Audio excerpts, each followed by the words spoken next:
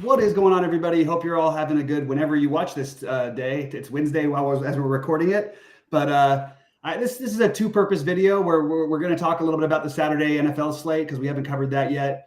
And I wanted to, for those of you who don't know, introduce Adam. Anybody who's in our Discord, I'm sure is pretty familiar with Adam by now. He's been with us from way back, and then he was gone, and now he's back again. And Adam, how you doing today, man? Pretty good. I'm at college football in a half hour, so I'm frantically refreshing the Twitter pages of the beat writers of James Madison University in Western Kentucky to get late news. But other than that, I'm good. So we won't take up too much of your time because we know you got other stuff to get to. But thrilled that you're with us and everything, and just talk a little bit about sort of your history in DFS and then what you play, and then we'll talk a little bit about the slate. Yeah, I'm thrilled to be here, and if this is short, we'll get into it more other times. I mean, my background is I don't even remember it that well, right? Like people have a story. Like I played casually. I saw the commercials. I didn't know what I was doing. I probably ran hot at some point. Was just putting a few bucks in, won a little money, lost it, but once you start doing that, the YouTube algorithm's giving you content. You're looking for it. You're looking to find things. And actually saw, you see Awesemo, you see Roto Grinders. I saw you guys a little bit after, and that was around the time of the pandemic. Mm-hmm. And so I started playing a little more seriously and more often and using projections, etc. And was just became a more competent player. I have to say, I forgot to start off with congratulations, by the way, for taking down the 222 last night in the NHL. Oh yeah, nice. That's a good contest, and it was apropos because we were talking a lot of NHL. But tonight is like the Super Bowl of NHL DFS. There's like really? $200K up top for the big buy-in. Ooh, wow. Yeah, you should play. You should just I don't know what I'm doing. I can just run some sims. I'll do it your way. So just with that mentioned, because I would obviously be knowing nothing about what I'm talking about, which is very much the opposite of my background. I was playing DFS when there was literally like hardly any, if any, projection sets. I never looked at a projection in my life, and I literally, for the first couple of years, did not stop winning. I could not stop winning. I had it down. I was into it, and as all the things have gotten more advanced in the sims, it just made it's like what happened in poker. It made all the bad players competent enough, and all the competent players good, and all the good. Okay, this is something I think about because we need bad players, right? I mean, we need to be better than the competent players. Mm-hmm. But like if the contest is full of competent players, it's a little bit tougher to know the edge. Whereas like how many dead lineups are there? How many just bad players are there? I don't know. It doesn't seem like many anymore. Yeah. I'm not sure. I hope there are, right? I hope we have the edge we think we have. I think there's still some edge for sure. I think there is. One of the things, so you mentioned like the 222, that's 100, I want it, but it's not like a huge field, right? So it happens more often. It's about 170. Part of this isn't like my process doing it daily, but every so often, because there's only about 150 players playing in it, mm-hmm. I go through every lineup that people played, and I'm like, okay, is that a competent lineup? Like, should that be played? And, you get the really bad ones. You don't get as many as them as you used to. Mm-hmm. But you also get other ones where you're like, okay, but does the edge over these other lineups that I don't think stack enough, or that maybe miss that the guy is projected for a certain line, isn't really on that line? Is there enough of those accumulating that you have an edge? I think the answer is yes. I hope the answer is yes. But so that's something, you talk about process, that's something I recommend post hoc every now and then, especially if you are dabbling in these smaller field things, is to actually just look at the field and see what they're doing, mm-hmm. And get an idea for who they play night in and night out and how they play. I love that you said that, because when I first started playing and I was playing smaller contests, the first thing I did was I would go through every big buy-in players contest that you could have access to without playing it. And then if I played it, I could see all of them. You know what I mean? But back then you couldn't even find it unless you were playing it. For the most part, there was occasionally there were some other ones. that sort of leads into another question that All-Star DFS is asking us right now. Do you prefer playing mass multi-entry, or do you a big buy-in with like 1 or 2 lineups type of deal? It depends on the sport. So for hockey, I really enjoy just playing. I had 2 lineups last night, and I only play 2 or 3 on a night. And I don't have a good answer why or if that's better, but I'm kind of not a no pucker, sort of say, like instead of a no baller. I don't know puck. I don't know anything about hockey. I've never been to a hockey game. I don't watch hockey, but there's a popcorn machine type site called Natural Hat Trick where you could see like how many minutes guys get together, like on the ice at the same time, who's on the power play, who's not. And so I'm finding all these like little problems in the projections and things like that I'm able to take advantage of in single entry that I wouldn't be able to do if I was mass multi-entering, right? Because I would be getting so many lineups that I wouldn't be able to control it, right? So a good example of this is like last night in my winning lineup, I had the power play 1 defenseman Lane Hudson for Montreal. Now, I think in Sheets projections, he has it right that he's the power play 1 defenseman, but SaberSim has him every single day, every single game as power play 2. And they have Matheson as 1. And that affects part of the field, right? So it's not just like I'm getting it right and making my lineup better. I think the field's missing a lot of those too. Yeah. So you'll see Montreal stacks with the guy with the power play stack, with the guy who's on power play 2 in the stack, who happens to be more expensive because people are rostering him more often. And so that's the kind of thing that I've been able to take advantage of with hockey, and just sort of think that's better. It's a lot easier to take advantage if you're only running 1 or 2 lineups, and a lot more difficult to do that if I was MMEing. But there's other sports where I do MME. We talked about like the NBA Showdown where I'm MMEing. So there's other sports where I do. NFL I do. I've been playing some of the single entry and 3 max NFL on DraftKings. I've been MMEing on Owner's Box because there's overlay every week. So, I mean, that's another thing about like, is DFS harder? It's not harder if there's a lot of overlay. Right. And we used to have so much of this back in the day, though, with like fantasy draft. I made so much money on fantasy draft, and they also had their whole little almost pyramid scheme thing where about referrals and all that stuff. And I was making more money than that. I was like, okay, I'm making just thousands a month without ever having to look at anything, just from people who are like, oh, here, sign up through me, just my little affiliate thing. Yeah. I mean, I guess I didn't play much in those days, but I hear about those days. Yeah, there was another site, Draft Day, that was fun because there was no salary. You had to play like 12 players in every sport, which was like the dream. Because if you can find just a couple guys who don't seem quite as good that are you could find so much edge. Anyway, that was a site that I never had like a losing weekend, much less a month or a year. DraftKings is bringing that back. There's like a 6 pick, not the pick 6. Right. There's like all these like single stack games and these like just pick 6 guys games, not the pick 6 thing. Right. Like just pick a lineup thing that they're adding like to try and get casuals. It's a little weird. I mean, they've completely stopped advertising, but they'll make these games.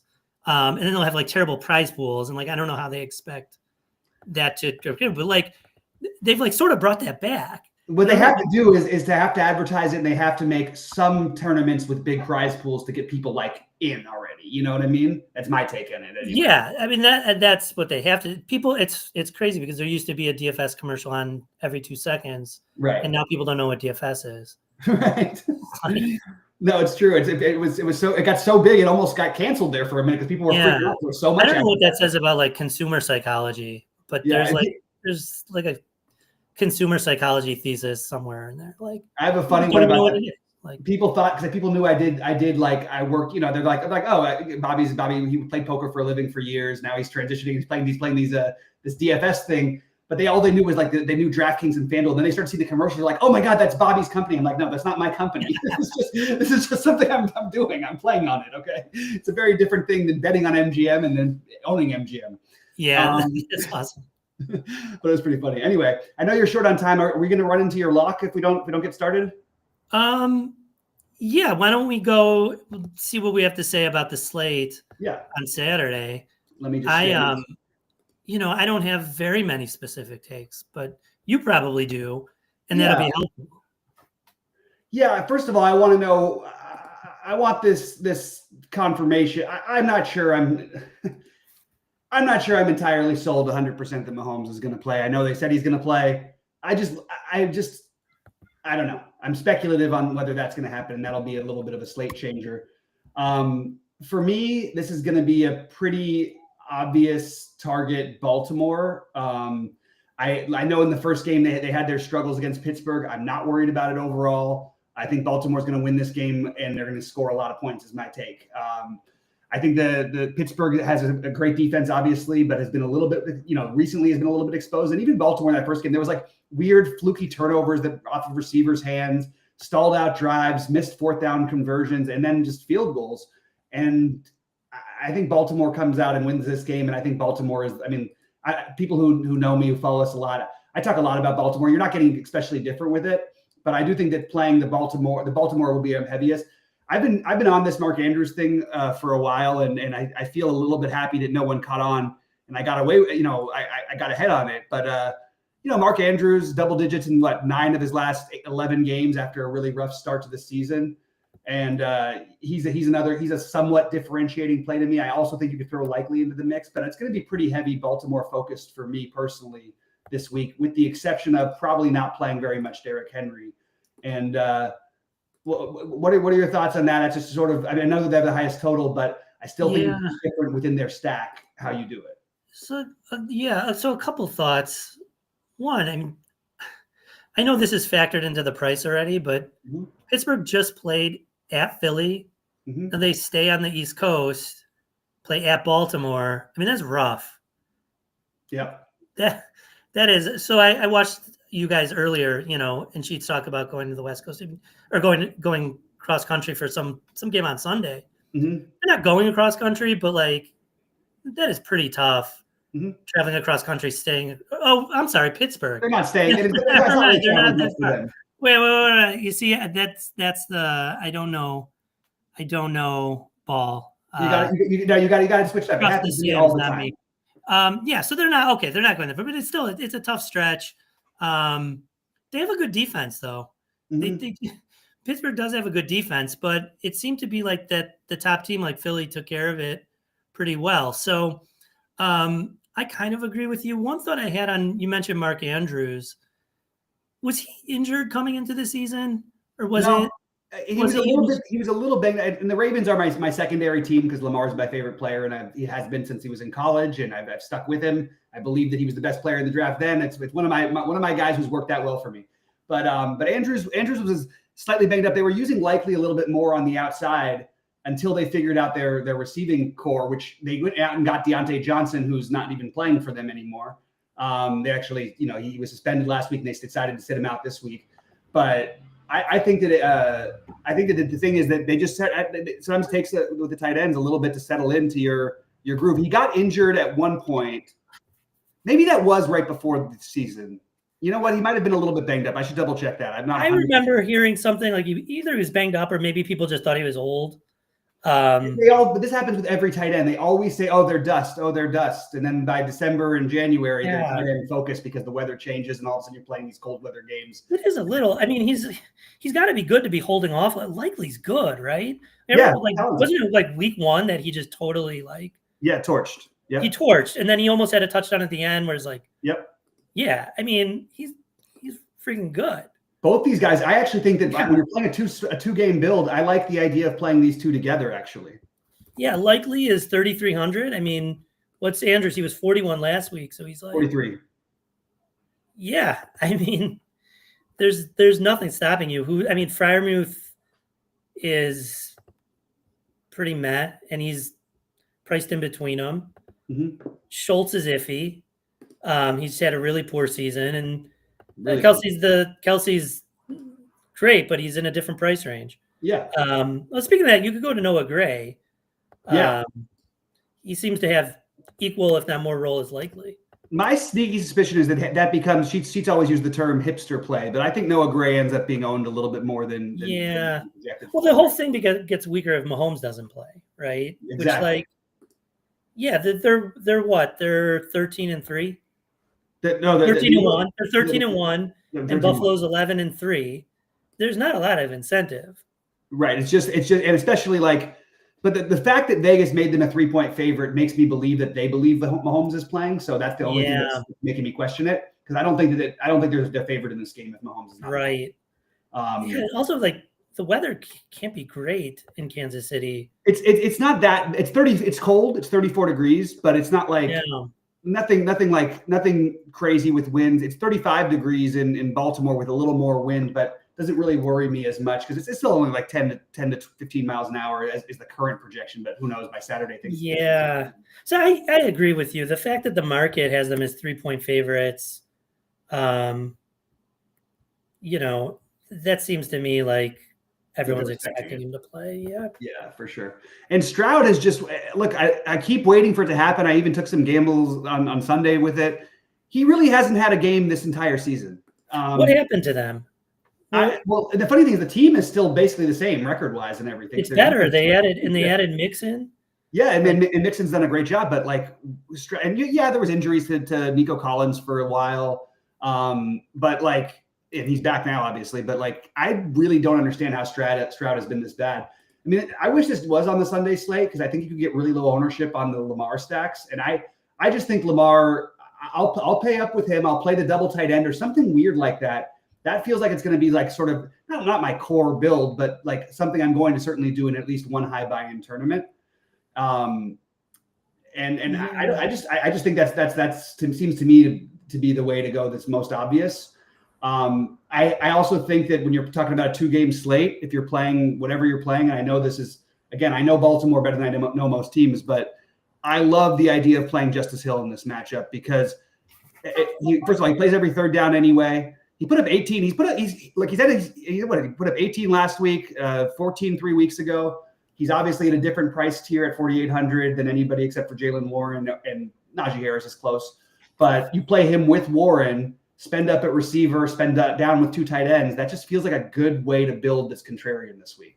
Yeah, the fact that you could play him with the cheap tight ends, it makes it somewhat more viable to pay up, right? I mean, if you go Jackson and what is Zay Flowers isn't that expensive. I know they say DraftKings does this sometimes for these island slates or 2-game slates or Christmas slates where they price people down. I mean, Zay Flowers is 5,900. So Nico Collins is 8,100. So him and Stroud and Jackson Flowers or Jackson Andrews, if you have Andrews and Likely, you could save enough where it's not cost prohibitive. Yeah, you could play, and that way, if you play something like that, kind of a pay down at running back build, if you wanted to go that route, you could pay all the way up for Collins, which I like, by the way, and then pay up for George Pickens. And then sort of really decide what else you want to do elsewhere, including spending up at defense, which not something I usually love to do, but would look, if you're going to really get a sub 10% defense, I'm just going to play that defense almost all the time on these kind of slates.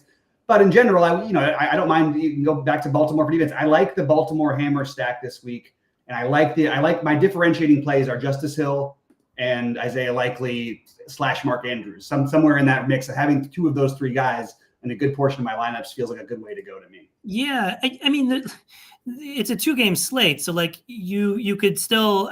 I don't know if you want to stack against your defense on a 2-game slate. You probably don't. You can. You can, and there's nothing stopping you from playing Pittsburgh's defense if you want, or Houston's or anyone. That could work out perfectly fine. And we just saw it on Monday, with the 2-game slate. No quarterback put up any numbers. That's not going to happen on this slate. But we saw the defenses you played Minnesota with the Minnesota defense. That was but I actually like playing against your defense a lot on these 2-game slates because that way you're hoping for one big play, and that way it's sort of forcing you to throw the ball more. Or whatever. Yeah, the other thing, like you said, it's a high buy-in. It's a smaller field. I mean, there's some range of outcomes or possibilities where defense just doesn't matter. Yeah, and you're differentiating 1 to 2 points, or where you give up a few points to save salary. So, I think you almost don't even have to worry about it that much. Then again, I'm going to end up running with the projections in the Sims and see what that gives me. Yeah, and I still haven't run any builds yet, but this is just sort of my first look sort of thoughts of what I was thinking about doing. Yeah. And if we would have done this morning, I would have felt more questioning of whether or not Mahomes is going to play. Now I feel a little more like we're at least assuming he's going to play, because it was a little more speculative until today. Did the number move or something to 3? I don't even remember, to be honest with you. I didn't see the original number. I just had him as questionable, and then the news I heard was today. It may have actually come out yesterday, but I'm not 100% sure on that. Yeah, that's pretty. So speaking of like betting markets, that's something I like to do. So I have this with like hockey and with football, where there's just a couple of like betting guys that I really respect. And I like to see where they think the market is off. Mm-hmm. One of them is a guy, I won't give away anything that's behind his paywall. His name is Judah Fortgang, and he works on same game parlays, and which is like exactly what we want for DFS, right? Right. Because she's thinking about correlation and uncommon outcomes. And I highly recommend his stuff. He's talked up the Pittsburgh defense. I think it was last week and probably the week before, in his just like boilerplate post. And that's just speaking about process, like what we're doing here, like talking about the betting market, and I think that tells us we could assume efficiency, and we could learn quite a bit about where things are going that way. So yeah, absolutely. Are we? So it seems like we're going to be running into your thing. I want to make sure you get your football. Yeah. I'm kind of.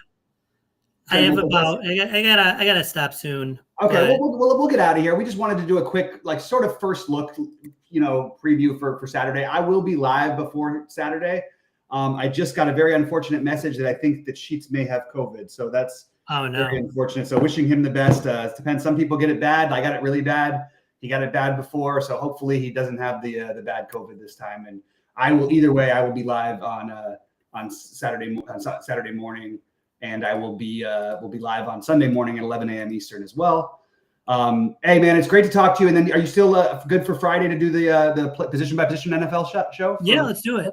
All right, sounds great, buddy. Thanks so much, and guys, welcome Adam in. He's got great insights. If you're in our Discord, you'll see it already. And say hello. He's a great dude and knows his stuff. So good luck today, Adam, and thanks for joining us. Good luck, everybody. We'll see you guys Saturday.